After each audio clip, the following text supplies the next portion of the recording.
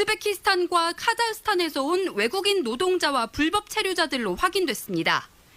이들은 패싸움을 벌이면서 골목에 주차된 차량이나 오토바이, 창가의 유리창도 부쉈습니다.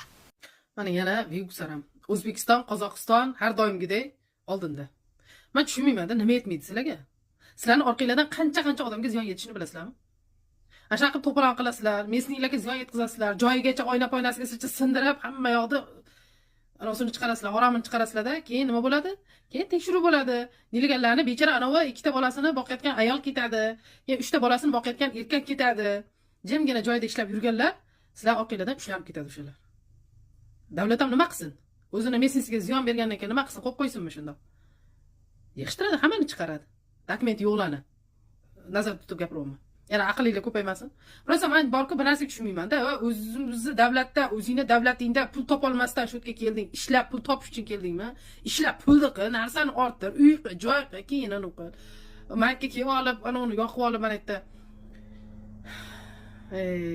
Essiz. Bu voqeaga bir 15 kunlar bo'lgan. Prosta endi hali ko'rib o'tkazib bir xil vaqtda chidolmayman-da, nima yetmaydi deyman-da. Bir oy ishlasa, normalniy hamma narsasini qilsa bo'ladi. Yedi ishtisi, kiyim-kechak boshqasidan ortib o'zining davlatiga bemalol pul chiqarib narsa qilsa bo'ladigan darajadagi unda sharoitda Koreya. Lekin mana to'g'rilikka sho'xlik. O'zchan ular. Ko'chani mafiyachilar.